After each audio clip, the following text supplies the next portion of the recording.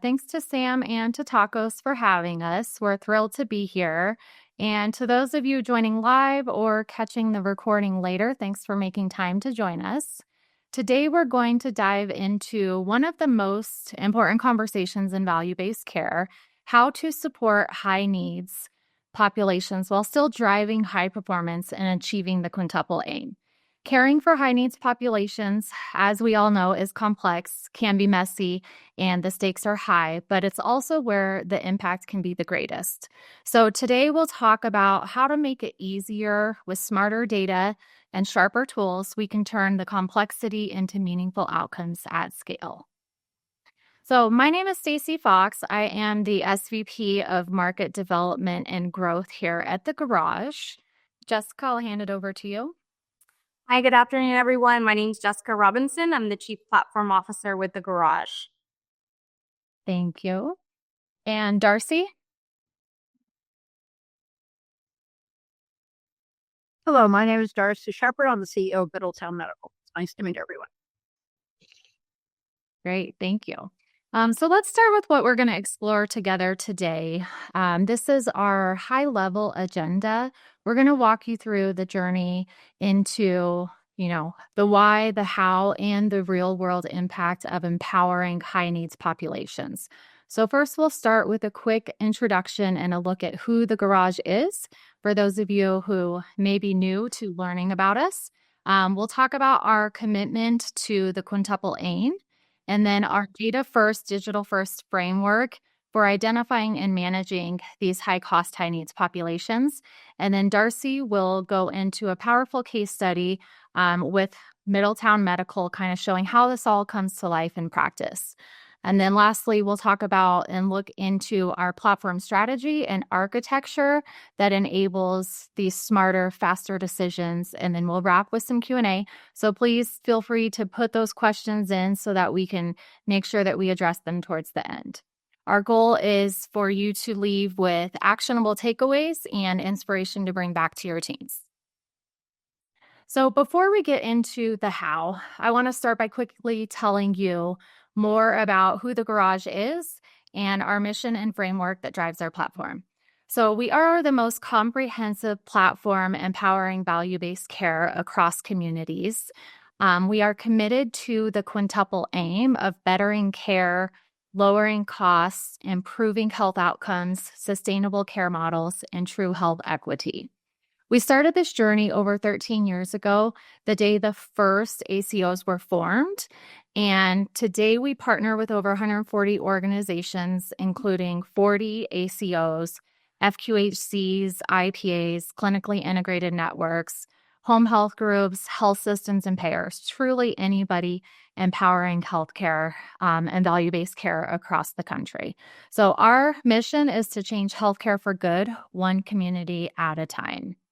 Our framework brings all of this together with advanced analytics, care coordination, and care management, risk and performance management, giving you a 360-degree view into each patient journey. So at the center of all of it is data. You'll hear Jessica talk a lot about our digital-first, data-first approach. That is by design. Our platform powers over 14 integrated applications across these, different key framework dimensions that you see here today. But in the back, we bring in all of the clinical data from our customers, claims data, and social data to power all these different applications. So today we've connected bidirectionally to over 127 EHRs and about 80% of the payers. We also have deep partnerships to bring in additional clinical claims, social determinants of health, and lab data through partnerships with Health Gorilla, LabCorp, and Experian to give you that complete real-time view of your population. So at the end of the day, it's all about delivering the right data at the right time to the right person so that care teams can act, not just react. So whether you're working to improve care transitions, close care gaps, manage chronic diseases, or reduce costs, we turn that data into action to drive change. Now that you've gotten a feel for who we are and kind of what drives us, I'm going to hand it over to Jessica, who is our go-to expert in designing these care models that work for our high needs populations. So she's going to break down how we identify and engage the 5% of the patients who often account for 50% of costs. JR, go ahead and take it away. Thanks, Stacy. So when we talk about identifying our high needs population, we want from a platform perspective at the garage, we went and looked at it from what we heard from each of our clients. So everything within the Bridge application and the Bridge platform and every application within that has been curated working directly with clients like Darcy and others. So when we looked at understanding how do our clients see a high need patient? It does vary depending on the type of population that the organizations are working with, but this seemed to be kind of a starting point to where we were getting a good commonality across groups. So if you look across the circle under advanced analytics, we're looking at patients that have a behavioral or substance use diagnosis. We also work with substance abuse centers and taking in their discharge data so that we can work with the hospitals and making sure that care continuum is cool. Disability, tier 3 patients. These are going to be patients that are not only high utilizers, but we're seeing kind of maybe additional excessive use of the ER rather than coming into the provider's office. Multiple chronic conditions. Again, some of those patients can be extremely well managed, whereas others are not. So making sure that those patients hit not only multiple chronic conditions, but also see additional parameters that kind of put them into that category. Patients with an extremely high risk score. We know that they're clinically ill, but again, are they managed and where do they fall on the risk stratification line? We also want to understand where patients are that have not had a PCP visit in the last 12 months. We know that as patients are experiencing chronic conditions such as cardiovascular issues or pulmonary, they may be seeing those specialists more often, and some of their primary care is happening in those offices as well. However, we want to ensure that PCP understands who those patients are and kind of brings everybody and kind of brings all the care coordination together and ensures that their care team is kind of coordinating and making sure everyone is kind of on par for success. Patients who are dual eligible. We know that if they're in the Medicare or the Medicaid bracket, we know that they are eligible for certain services and usually are going to be part of this type of a grouping. We also look at social determinants of health. We want to look at identifying if patients are positive or have a Z code or a diagnosis or an indicator that they are at a high or medium risk for food insecurity and or housing instability. These are key factors, especially for patients in the dual eligible population, where it's possible that they're making decisions on whether or not they're buying food or getting their medications, or if they have transport to get to those appointments. So really understanding where this circle is and understanding how does all of this kind of match together with the overall patient scope. The last one we look at is patients with more than 6 active medications. Again, clinically, as the care teams are looking at these patient charts, they're identifying whether or not they're controlled, whether they're at not necessarily risk, but whether they're controlled and or need additional care management services. So kind of bringing all of these pieces together, identifying that eligibility criteria for possible patients that are in high needs, and then allowing for the care management team to really clinically review those charts and make sure that these are appropriate patients for overall care management. Now, as I mentioned, everything you see on the right-hand side are going to be applications within our overall Bridge platform. So each of these was designed and kind of curated working directly with our clients across ACOs, across MSOs, IPAs, the list of clients that we've worked with that Stacy had mentioned. The biggest thing is understanding the data. What is the data telling us? What is that clinical data telling us? What is that utilization telling us? What are those cost variables telling us? And where do we see the need to intervene? For example, patients who have high ER visit rates, we want to make sure that we bring them in to our care management flows so that they can be part of kind of that our primary care office world rather than just using those really expensive services as their primary care office. So we want to bring those in, kind of understand how that data hits.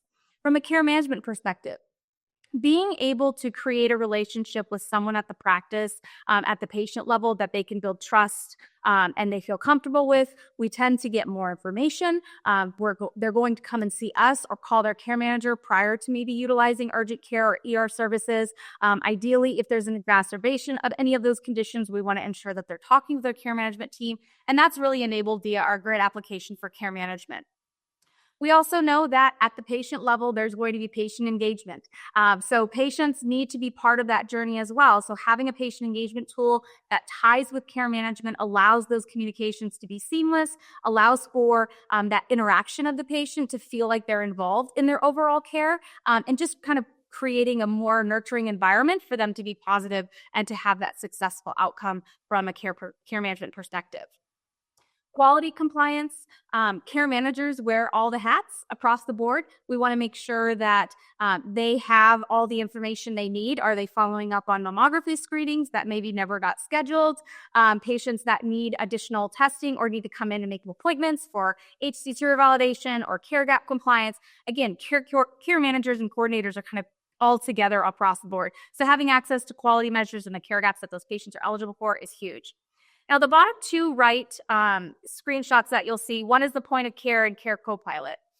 What we have found is that providers, whether you're nurse practitioners, physicians, MAs, practice administrators, everybody has so much data that they're looking through and really trying to understand and grasp that sometimes it's like, just tell me what I need to know. So what we look at is we call that our tiny tasty morsels. So we package the information, all of the analytics, all of the care management pieces, all of the scorecarding details, the KPIs, bringing all of that together at the point of care. So when you're at the office with the patient in the room or pulling up a patient chart and having a conversation with them over the phone via telehealth, you are quickly able to see what are the 5 or 6 things that are important for me to address with this patient in addition to the reason why they're being seen. So that really helps kind of clean up the need to dig through data and all of the alerts and notifications that come through with some of those pieces and kind of putting it all into one place tied to that patient record, seamlessly available at the point of care. Now, care management. We know that care managers are extremely important in the overall healthcare continuum. We need to ensure that care managers and all of the care team are essentially successful in what they're looking to do. And so what we wanted to do is bring in Care Copilot. So Care Copilot is identifying how can we enable additional outreach and actions for care team participants for their patients. So as we look at patients who are discharged, automatically creating that notification for getting those patients back into our fold, making sure that we can outreach to those patients and so they're seen for that transitional care management, and at a minimum, getting those patients into those medication reconciliation phone calls, whether those are done in the office or over the phone, making sure that those are happening so we're reducing any unnecessary readmission, any additional exacerbation of illness, and making sure those patients kind of stay in the healthy frame of mind as they move forward. Next, Stacy. Thanks, Jessica. That was great. And I agree. I think a key point that you brought up is really focusing on the data based on the user. So for the care team, making sure that we are populating what they need to know to manage the care of the patient versus the providers being able to just see the data they need while they're seeing the patient at that time. So I think it's a perfect example of not just surfacing the risk, but activating those insights in real time so care teams know what to do and when. Now we're going to hand it over to Darcy to take us through how this looks in practice, from data to care delivery to repeatable outcomes. Yes, hello everybody. I apologize. I've been traveling and unfortunately I'm sort of stuck between places. I'm Darcy Shepherd. I'm the CEO of Middletown Medical. We are a multi-specialty group. We have we see about 100 unique patients annually and have about 63,000 attributed lives that are involved in some level of value-based care. About 33,000 of them in some type of shared savings or a risk arrangement. We've been with the Garage for about 5 years, close to 6 actually. And I'd like to tell you a little bit about our journey. So I joined the practice about 10 years ago. And at that time, we We're not at all engaged in value-based. Our only step into any type of advanced payment arrangement was CPC Plus, and even that was not well received by our physicians. My goal when I joined the practice was to actually move us along the value-based path. I come from a payer background, and I understand the need to be able to take care of patients wherever they are and meet their needs as much as possible. We started with the Garage with simply looking for one payer agnostic platform through which we could manage the gaps in care. But once we started doing that, we realized how much more could be done. So we started speaking with payers about getting claims data sent in. They were resistant at first because we are a single TIN multi-specialty group, although we do operate more like a SIN. A large portion of our patients are a population in need. So we have between Medicare and Medicaid, that's about 68% of our population. And within that scope, about 20% of those are dual eligibles with multiple chronic conditions. We began about 7 years ago to try to work with payers directly. And when I met the folks at the Garage, I realized that accumulating all this data gave us power to help our patients in ways that we never thought we could before. At this point, I believe we're getting data from about 9 of our patients, including Medicare. With all that data comes power. We've used the Garage for our care management opportunities. We've used it for patient outreach, all the things obviously listed on the slide. But what that really means to us is that we can help our patients in multiple ways. Our doctors can not only treat their medical concerns, but they have a team around them that can help these patients, break through some of the roadblocks to care that they were facing, because we know all about them. We treat although it's population health, we treat each patient as if they are an individual person, individual needs. And with all of this data, we're able to actually see everything that they're dealing with. And we believe we're doing the best job possible to take care of our patients. Let me give you a little insight into the care management function that we're using. So with the data that we're receiving, we're able to stratify our patients very easily. We know those patients that are high utilizers, we know those patients that are no utilizers, and we know those patients that are attempting to engage in their own care, but there's something in the way, whether it is social determinant of health that's getting in the way, whether it's a mental health condition that's getting in the way, or maybe it's just their medical conditions are just overwhelming for them. We're able to stratify these patients and give them exactly the resources that they need to have the best outcomes. Our doctors feel empowered to know when that patient walks in the door that, one, they're not alone in treating them. They have a team of case managers that are there to help the patients along the way. They have the data behind them to know exactly what's happening with their patient instead of just what the patient reports. And the patients feel, I believe, very comforted to know that we know that much about them and that we want to take care of all of them, not just their medical needs. Obviously, the care gaps are easy. People not easy to close, but certainly easy to know that they're there. The care management function, as I said, allows us to stratify our patient outreach. We use the Garage as communicator for a lot of patient outreach. This is an easy way to connect with patients without really interrupting their day too much. It's a simple HIPAA compliant text just to check on them on a daily basis, or to remind them of an appointment, or to see if they're having any issues in getting to that appointment. And then we have remote patient monitoring for those patients that need some support at home. And we have found through remote patient monitoring that our ED utilization rates have dropped dramatically. And one story I do like to tell is that we had a woman who was close to 90 who had just lost her husband. And while he was with her, she managed her hypertension and COPD just fine. She didn't panic. When something happened, she just came to the doctor when the time came. But once he passed away, she became very fearful. And so every time there was a twinge, every time she was concerned, she wound up in the emergency room. Her biggest fear was always that she would wind up being admitted and never go home. When we introduced her to remote patient monitoring, and she knew that there was somebody there watching, somebody there to lend a hand if she needed it, she calmed down completely, and she has not had an ED visit since then. She's actually doing very well. Another example of where this care management and remote patient monitoring was very beneficial was a woman who we realized was missing most of her appointments because she was embarrassed to come in when there were too many patients in the building. She was embarrassed, she said, because she was in a wheelchair.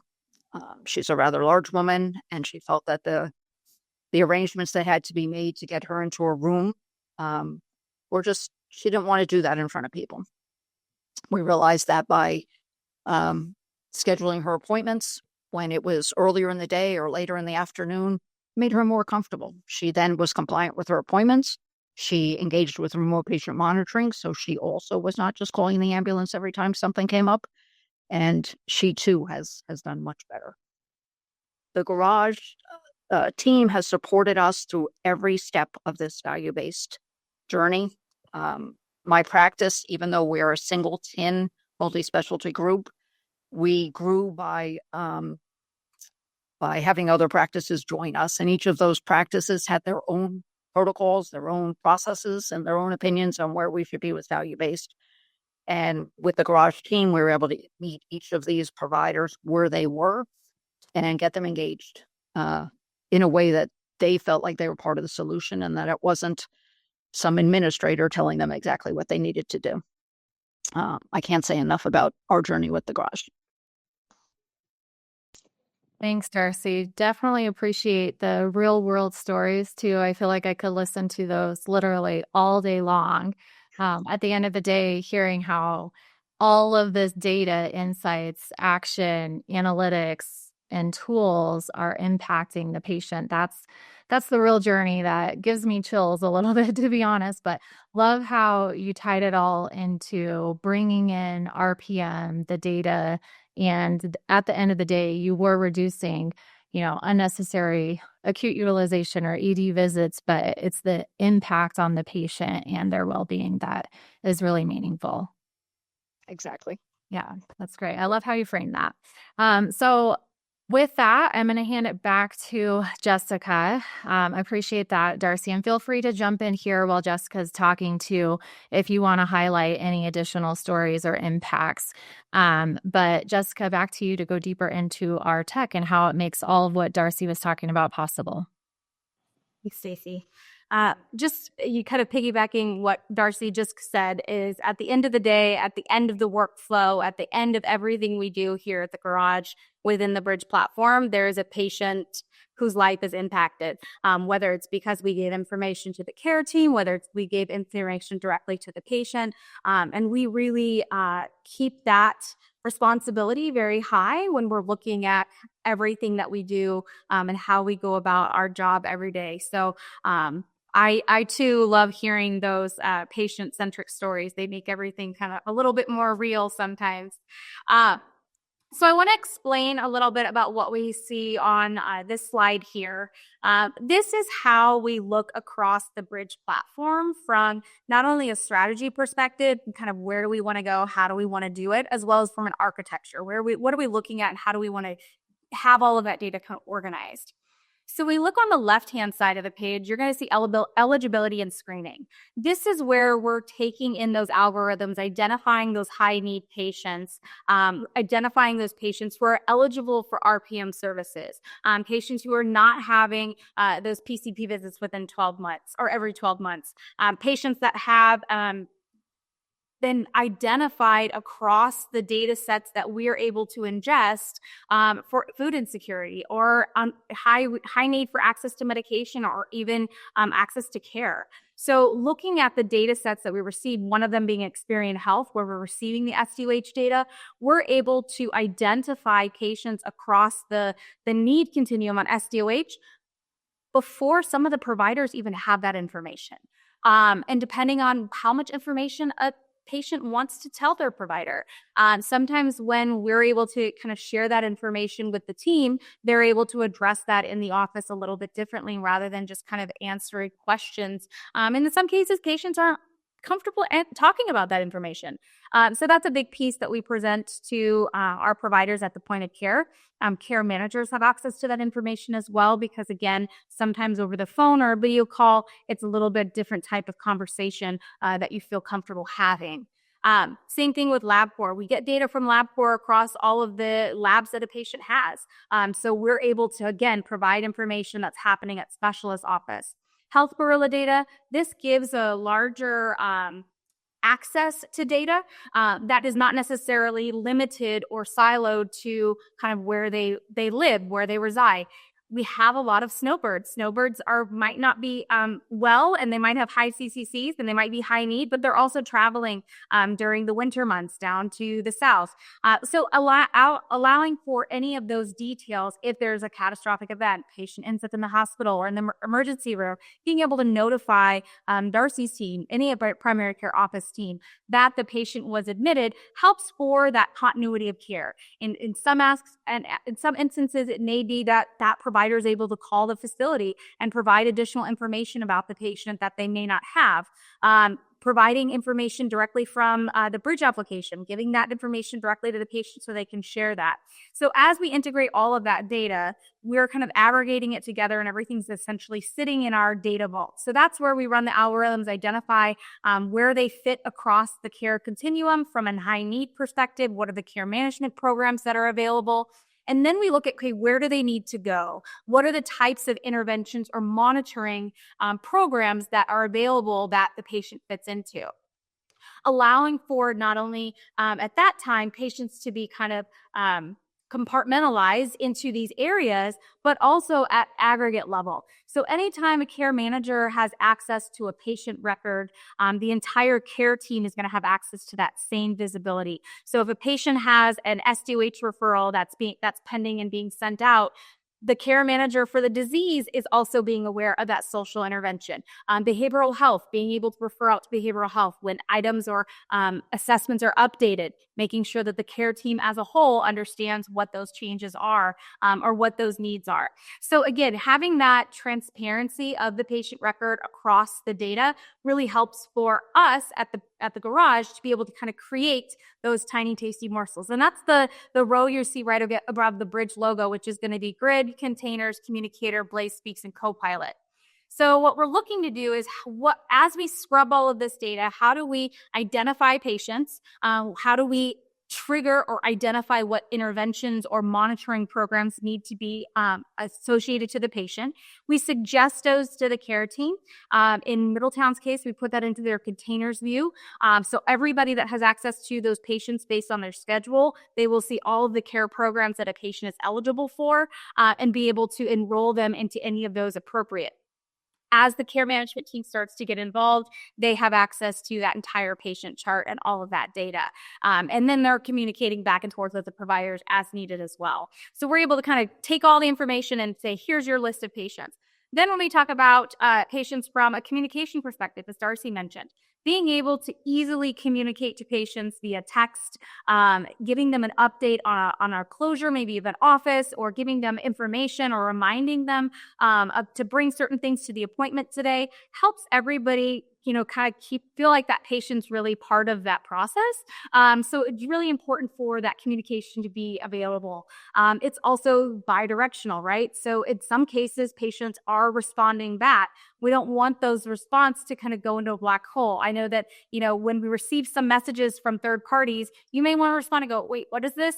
But you can't. It says don't reply. So you can't really follow up, and then it's forgetting to ask the question.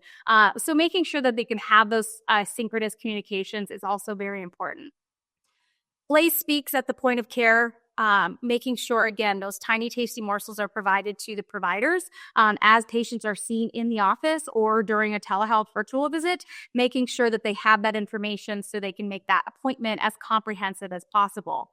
Copilot is essentially kind of the care management agent. How do we streamline and automate some of the care management workflows for those care managers and make sure that they have access to the most recent information? How do we identify and maybe create campaigns directly to those patients or notify those patients of their calls coming up in the next hour so that they make sure they're available for the phone call or for the video call? So making sure across the board that all of the users, practice, patients, care teams within kind of the Bridge ecosystem have access to all that information. That's going to be key for that patient outreach. Now, when we look on the right side, that's going to where we're looking at kind of the analysis and the productivity. So how does this impact the outcome? How does the co-pilot activity increase care management outreach? How does patients that are screened for RPM, how does that impact their overall care processes as they go through the care management journey? Are we seeing those improvements or those additional engagement, just as Darcy had mentioned? Patients that are identified as having a need, that's when we can start making accommodations and seeing how can we help them become more comfortable, or how can we ensure that they are coming to their visits, and making some of those arrangements that probably weren't easy right on day one or week one, but as you plan ahead, you can really start to make some additional accommodation. And then you're starting to see how those patients are improving over time.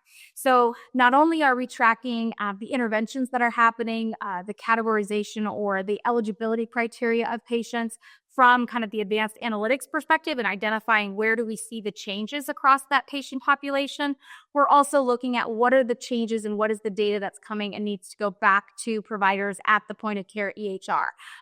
We also learn we also have other users coming in, such as teams from social work, where social work may not be available in the offices. We have access to be able to have those social workers be referred from the system and be able to come directly into Bridge and work those patient records as needed. Same thing for behavioral health.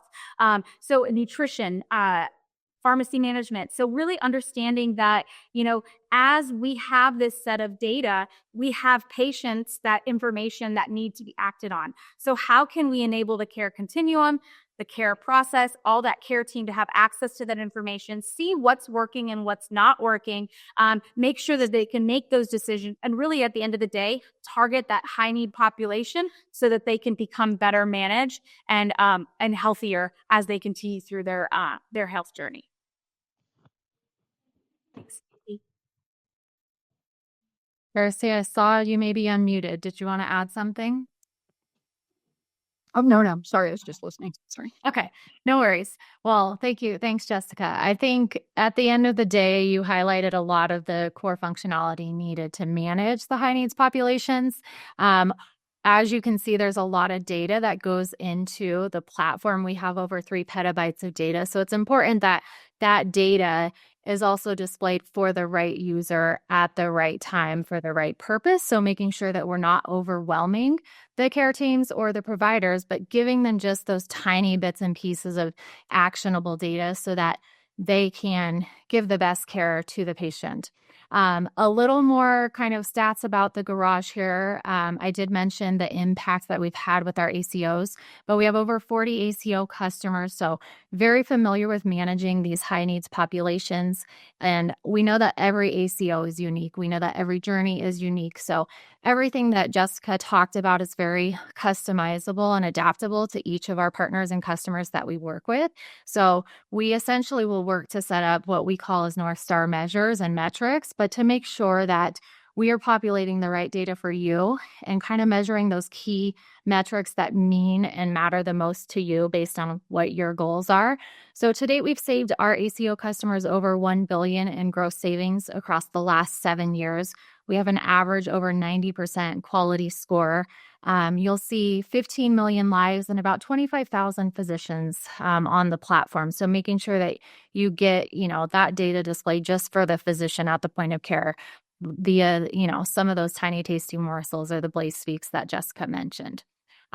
So with that, we definitely appreciate your guys' time. Hopefully you guys have some questions, but wanted to thank you for your time and your energy today. We'd love to open it up for questions and keep the conversation going. All right. We'll go ahead and get started, Stacy. First question we have today is, what's the best way a platform can integrate and normalize data from multiple sources and ensure accuracy and usability for care teams? Such a great question, Samantha. I'll hand that one over to Jessica. Thank you. So when we aggregate the data, we're taking the data in its rawest form, as raw as possible in some cases, and making sure that that gets normalized into our data warehouse. So we have a standard data warehouse that we're mapping all of that data in. That's going to be the data vault that we had on the last slide. We're going to bring all of that data in, and then we do sometimes have conversations with the clients to make sure that there's no variance and they're clear on where they're at from the data integration perspective.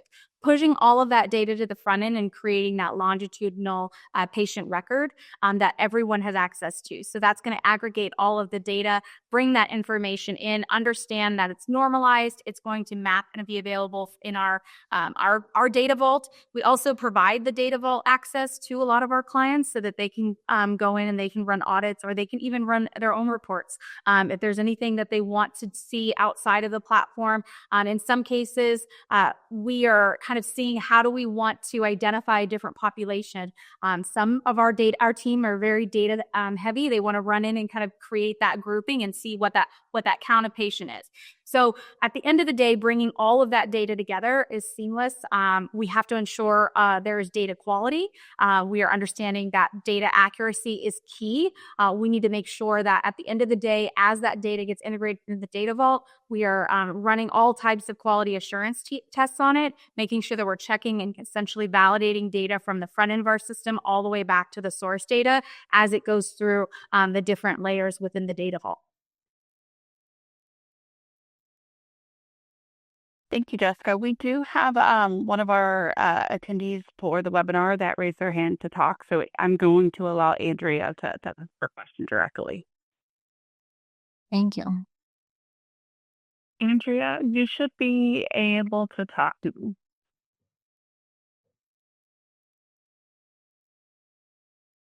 I see that Addison was added. Sam, did you add Andrea also? I did. I clicked both of them by accident, so let's try again. Okay. Because they keep popping up. So let's see here. Did that work that time? Yes. Hello. Andrea? Can you? Okay. Perfect. Hi, Stacy and Jessica. Thanks so much, and Darcy, for the time today. As you all think about sort of the next phases of sort of innovation and growth here for your platform, curious to understand kind of what types of innovation you all have planned for the next 2, 3, 5+ years, and how you all may be incorporating the latest agentic AI and LLM models into your thinking as you approach the next phases of innovation here. Great question, Andrea. We are looking at how can we ensure that the information is presented to our clients with those tiny, tasty morsels. So agentic AI is something we're already started with. Copilot being essentially the first version of that, and then aggregating and making sure that we're learning from that. So from a machine learning perspective, taking in all the feedback and the actions and allowing us to kind of create how we can present that information with that tiny, tasty morsel element, as well as to indicate what's the outreach, what's the call to action, what is something that we can do on behalf of that user, whether they're a provider, whether they're an administrator, and being able to notify and kind of get that information out to the right people. So agentic AI is essentially how we're moving forward in the next 3 years. If you look at essentially, when you see the front end, all of the applications we saw, I think slide 3, that we have available within Bridge, my team, the platform team, we call ourselves a studio. We are looking at that essentially being the back end for all of the agents that we're looking to create. So we have different pathways that we're looking at, identifying how can we bring those in, and then bringing those into our learning models as well. It's a huge process. Yes. We're excited about it. Thank you, Andrea. All right, next question we have. How do you balance personalization and scalability when designing interventions for complex high-needs patients? Yeah. Great question. So from a care management perspective, we are providing within the system essentially kind of a standard care plan or care assessment pathway that care managers can start with. Now, with that being said, every care management program and team and client may approach their care management a little bit differently, but essentially we're all similarly doing the same work. So from that perspective, whether they're using a different type of care plan library, integrating what they have, integrating their assessments, their screening tools, adjusting the framework that we have within care management for the eligibility grouping and kind of what are the assessments or screenings that are required from that. And even in some cases, automating those workflows back to the action. What is the action when we have a yes or no? And this is a screening assessment. What is it? Yes or no? We have a suggestion of maybe a SDOH intervention. How can we kind of automate some of those follow-up pieces? Now, we also are providing access to the entire patient care team. So from a configuration perspective, we have the framework that can kind of tailor to any of the care management needs. As care management is taking on maybe acute level episodic type of care plan conditions or initiatives, we can track those separately and in tandem with the kind of the general disease-centric management, because at the end of the day, we want to ensure that everyone that has access to that patient record is going to see that patient-centric care plan along with their longitudinal record. So there's no gap in that transparency of information. So that's a really good question, but essentially we want to make sure that that data is kind of synergized, but allows for the flexibility. And the way that we've come about the architecture, kind of building that platform or that application within Bridge has really helped us to be able to make some of those tweaks and adjustments for each of the care team programs that we're working with. If I can just jump in for a second from a practical standpoint, we use all this data that's obviously accessible to all the members of the care team as sort of a virtual huddle. My practice is we have 22 locations. We're in 3 different counties, and the care manager's not always with the providers, vice versa. And what we found is by having them all have the same access and they're having huddles right around the care management function on a daily basis. So it is an exceptional tool for us. Thanks, Grace Darcy. Another question we did have is how quickly does it take to see an ROI? That's a great question. We actually have a guaranteed ROI on the platform within 6 months, but majority of our customers are seeing ROI in that first 2 to 3 months. So you'll start to see, reduction in admit discharge transfers, kind of reduced unnecessary acute utilization, completions increased for annual wellness visits. Those are all guaranteed ROIs on the platform that you can see in just 60 to 90 days. Thank you, Stacy. Another question we did have was, what's the average implementation time for Bridge, and how do you ensure minimal disruption during a rollout? That's a great question. I'll take that. So when we're looking at our rollout, we have a lot of applications within Bridge that are available. And during the sales process, Stacey and her team do a great job of really understanding kind of what are the key pieces or key workflows that the client wants to essentially start with. From an integration perspective of data, we plan for essentially kind of a minimal viable version of the product, essentially at the minimum to be available within the first 90 days. That can be as expansive as data integrated from claims, payers, and starting EHR integration, or in some cases, depending on access to data that clients might have, just even a rostered list that we could then submit to Health Gorilla and pull in that clinical data. So within the first 90 days for all of our clients on the ACO side, because we've been doing it for so long, we started with ACOs, as Stacey had mentioned. So we are now down to 30 days. So for an ACO's kind of standard setup, CCLF files, all of your alignment files, your ingestion, your benchmarking, that's going to all be set up and ready for you to start using within 30 days or less. I think we have time for one more. So the last one that I did have for you today is, what does it take to build a sustainable culture of accountability around Quintuple Aim across clinical, operational, and executive teams? That's a great question. We'd love to see if Darcy wanted to start, and then we can add anything to it. From our standpoint, we started very slowly, and we, as I said before, we met people where they were. So some of our providers were very anxious to engage technology, engage new workflows, and they, of course, had this encourage their teams to do it, while others were a little slower, and they asked us to do more of a centralized approach where we had a team of care managers and quality people that were leading the charge for them and kind of holding their hand through the process. I would say across the practice, it took about 6 months to get everybody on board, but about 60% of the doctors joined and were ready to go right away.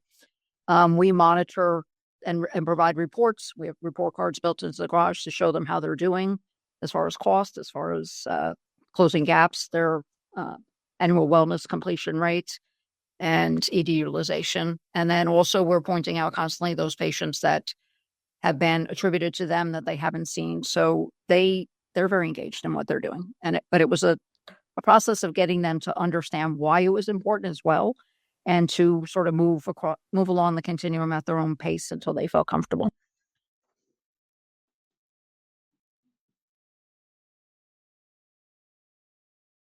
Stacey, Jessica, was there anything you wanted to add to that? Yeah, sure. When we look at our North Star objectives, that was one of, I think, for your third or fourth slide, but essentially all of our North Star objectives are aligned to a kind of a measure or a requirement across the Quintuple Aim.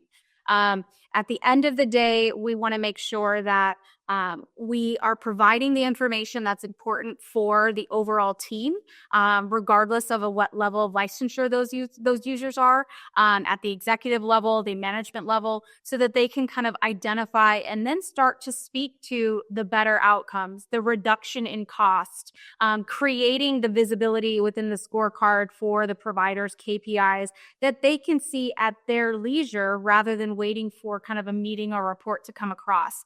And what we found essentially is, as the providers started to get used to coming into Bridge, they were then a little bit more encouraging to their peers because they started to see the value.